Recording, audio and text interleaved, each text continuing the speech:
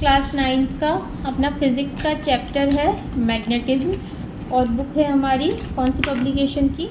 Selina publication. चलो start करते हैं मैग्नेटिज्म। इसमें जो फर्स्ट पार्ट है हमारा चैप्टर का, induced magnetism and neutral points. तो सबसे पहले अपन को यहाँ पे जो वर्ड है मैग्नेट, वो कहाँ से अराइज हुआ है? वर्ड मैग्नेट हमारा अराइज हुआ है मैग्नीशिया से। जो मैग्नीशिया है उससे अराइज हुआ है वर्ड मैग्नेट। हम देखेंगे जो नेचुरल मैग्नेट होता है वो क्या होता है? द लोडस्टोन होता है। The pieces of lodestone found in nature were later on called natural magnets. यानी कि जो नेचुरली लोडस्टोन होता है, फाउंड होता है, वही हमारा नेचुरल मैग्नेट कहलाता है। और ये मैग्नेट वर्ड मैग्नीशिया से निकला है। The natural magnets are found in quite irregular और ओड शेप। यानी एक्चुअली में हम देखा जाए तो जो नेचुरली मैग्नेट होगी वो वास्तव में तो ऐसा बार शेप की तो होगी नहीं। क्या होगी? अलग से इरेगुलर टेढ़ी मेढ़ी सी इस तरीके की होगी, ठीक। और if the magnet is suspended with a silk thread such that it is free to rotate in horizontal plane, it sets itself always pointing in geographical north south direction। तो ये तो अपन ने पहले तो बात कर ली कि जो नेचुरल मैग्नेट होती है, पर एक्चुअल में जो आर्टिफिशियल मैग्नेट बनाई जाती है वो बार शेप में, यानी कि रेक्टेंगुलर बार की शेप में होती है। या फिर हम बोल सकते हैं हॉर्स या शू मैग्नेट की शेप में, इस तरीके से यू शेप की भी होती है, मतलब यू शेप टाइप की होती है ना। और मैग्नेटिक निडल या फिर मैग्नेटिक कंपास के फॉर्म में होती है। पर अगर हम ओनली बार मैग्नेट की बात करें तो उसको जब हम थ्रेड से फ्रीली कोई भी मैग्नेट को ऐसे हैंग करेंगे तो नॉर्थ साउथ ही है, नॉर्थ साउथ आएगा। पर शू जो यू शेप वाली, तो उसमें हमको आइडेंटिफाई करने में थोड़ी दिक्कत होती है ना, क्योंकि उसमें नॉर्थ और साउथ दोनों एक ही तरफ पोल दिखाई देते हैं ना, जब वो रोटेट होके यूँ बनेगी तो उसमें। पर अगर अपन बार मैग्नेट को अगर देखें तो उसमें हमको विजुअलाइजेशन या फिर समझने में इजी होता है। जब अपन उसको फ्रीली थ्रेड के थ्रू लटकाते हैं तो वो अपना जो पोल्स है वो ज्योग्राफिकल नॉर्थ और साउथ की तरफ डायरेक्ट करती, पॉइंटिंग करती है, ठीक है। तो हम यहाँ पर क्या ऑब्जर्व करते हैं? Two like poles, like both north pole और both south poles repel each pole repels and unlike pole attract. जो से नॉर्थ रिपेल करेगा, साउथ रिपेल करेगा, लेकिन नॉर्थ साउथ अट्रैक्ट करेगा, साउथ नॉर्थ अट्रैक्ट करेगा। यानी कि हम ज्योग्राफिकल पोल अगर हमारा देखें तो हमारा जो अर्थ का जो साउथ पोल होगा उसकी तरफ क्या होगा? नॉर्थ अट्रैक्ट करेगा। जो हमारा मैग्नेट है उसका नॉर्थ पोल जाएगा। और जो अर्थ का, क्या उल्टा बोल दिया मैंने? हाँ, नॉर्थ पोल होगा, वहाँ पर इसका क्या जाएगा? साउथ पोल जाएगा, ठीक है।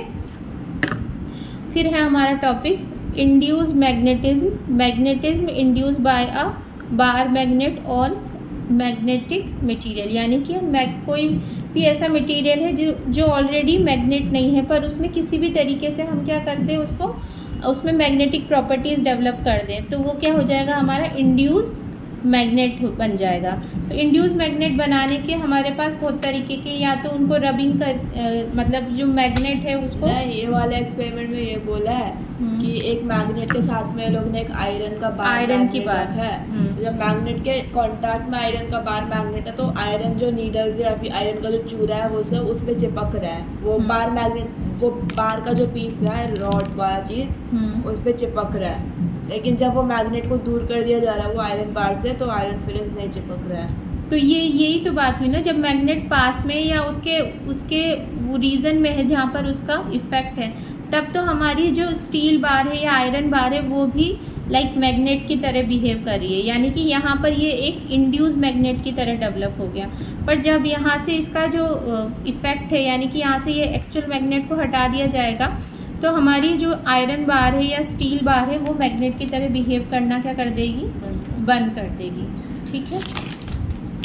अब हम देखेंगे यहाँ पर the bar of magnetic material behaves like a magnet so long it is kept near or in contact with a magnet, the magnetism so produced is called induced magnetism। मतलब जैसा कि अभी अपन एक्सपेरिमेंट में देखा, अगर उसके पूरे रीजन में है जहाँ पर उसका मैग्नेटिज्म फैला हुआ है तो वो इंड्यूस मैग्नेट की तरह बिहेव कर रही है। जब वो उसका इफेक्ट ख़त्म हो गया तो उसका मैग्नेटिज्म भी क्या हो जाएगा, खत्म। खत्म। बंद कर दो, ठंड लग रही थोड़ी देर, फिर दोबारा चलाएंगे। तो जो इंड्यूस मैग्नेट होती है तो उसको हम एक तरीके से देखें तो वो परमानेंट तो नहीं हुई ना, जब तक उसका पूरा रीज़न है दूसरी मैग्नेट का तब तक ही वो होगी। तो इसको हम क्या बोल सकते हैं, टेम्परेरी मैग्नेट बोल सकते हैं। और ये जो पूरा मैग्नेटिज्म डेवलप हुआ उसको हम क्या बोल देंगे, टेम्परेरी मैग्नेटिज्म। तो यहाँ पर डेफिनेशन क्या निकल के आती है हमारी, the temporary magnetism acquired by a magnetic material when it is kept near a magnet is called induce magnetism. तो इंड्यूस मैग्नेटिज्म देखा जाए तो हमारा क्या है, एक टेम्परेरी प्रोसेस है या टेम्परेरी मैग्नेटिज्म है, ठीक है। The process in which a piece of magnetic material acquires the magnetic properties temporarily in presence of another magnet near it is called magnetic induction. एक ये तो मैग्नेट तो हमारी इंड्यूस मैग्नेट हो गई, और ये पूरी प्रोसेस हुई इंड्यूस मैग्नेटिज्म। और यहाँ पर ये वर्ड है मैग्नेटिक इंडक्शन। मैग्नेटिक इंडक्शन जो मैग्नेट है उसकी प्रॉपर्टी हो गई कि वो मैग्नेट की तरह बिहेव कर रहा है, तो वो उसकी प्रॉपर्टी का नाम हुआ मैग्नेटिक इंडक्शन। समझ में आया क्या, नहीं आया? आ गया।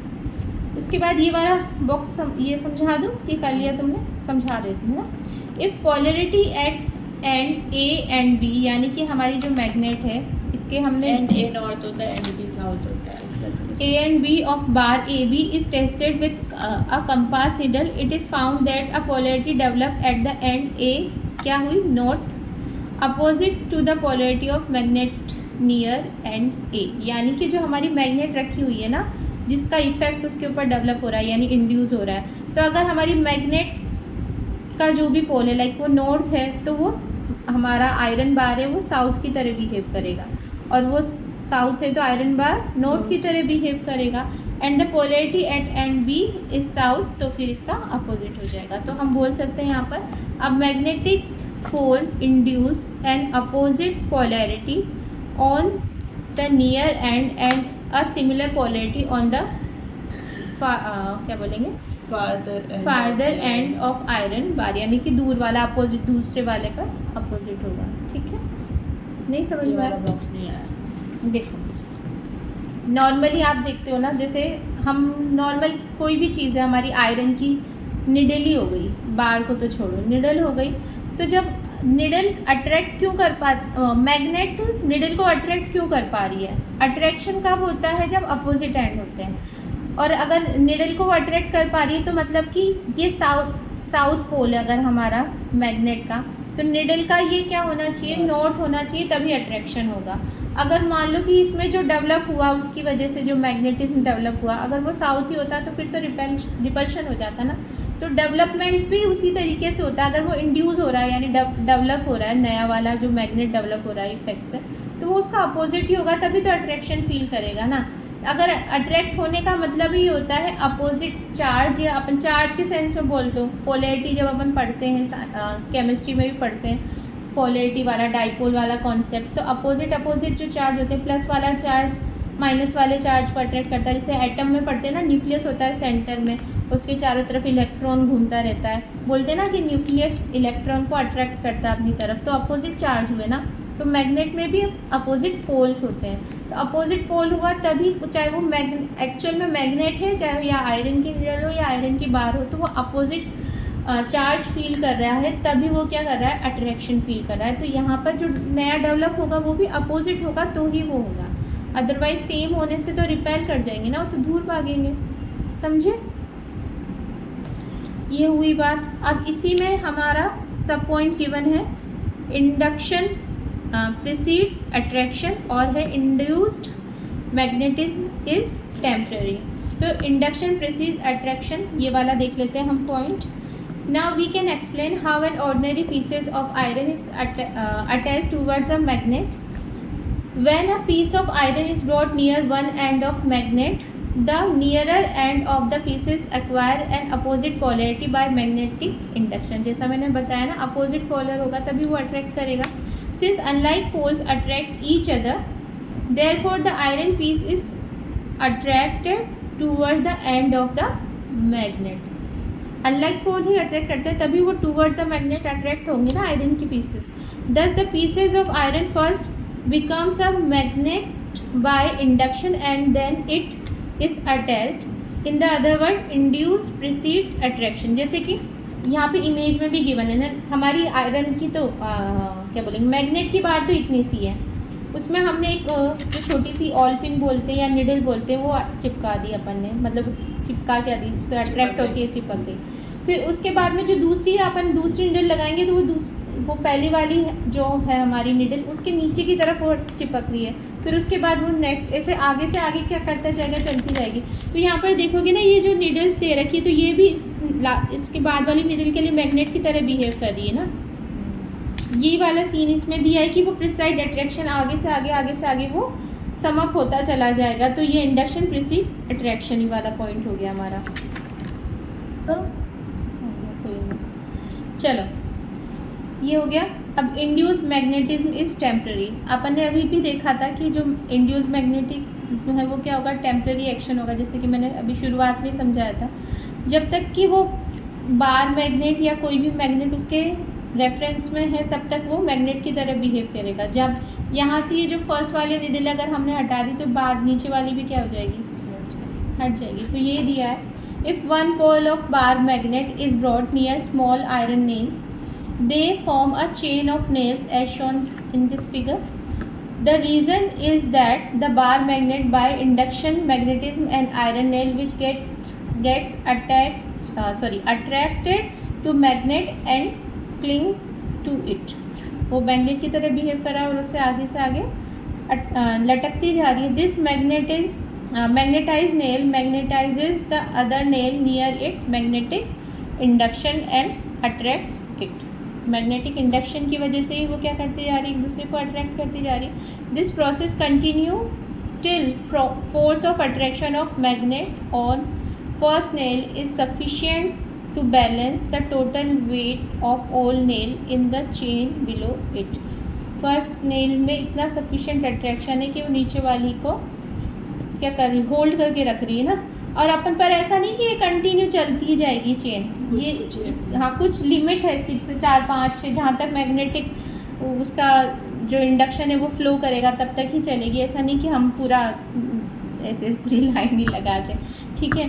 Now holding the upper most nail in position by fingers, if magnet is removed we find that all nails fall down, गिरी जाएगी। The reason is that on removing the magnet the uppermost nail lose its magnetism। हटा देने से उसका भी magnetism loss हो गया। so all other nails also lose their magnetism, they get separated from each other and they all fall down due to force of gravity। तो इससे क्या हमें शो होगा, the magnetism acquired by induction is purely temporary। तो ये जो magnetism है ये क्या होता है हमारा, इंड्यूस जो मैग्नेटिज्म है वो टेम्पररी होता है, ठीक है। ये तो नहीं कराना। The line of magnetic field अपन देख लेते हैं। अब मैग्नेटिक फील्ड की लाइंस किस तरीके से मतलब उसकी रेज अपन बोले एक तरीके से, जो मैग्नेटिक फील्ड की जो रेज है, जो लाइंस है, उसका किस तरीके से फील्ड होता है, नॉर्थ टू साउथ। अब अपन देखते हैं यहाँ पर लाइंस ऑफ मैग्नेटिक फील्ड। तो मैग्नेटिक फील्ड की लाइंस को देखने के लिए अपन एक जो छोटा सा अपने एपरेटस होता है, एक कंपास बॉक्स, उसको तो अपन जानते हैं ना।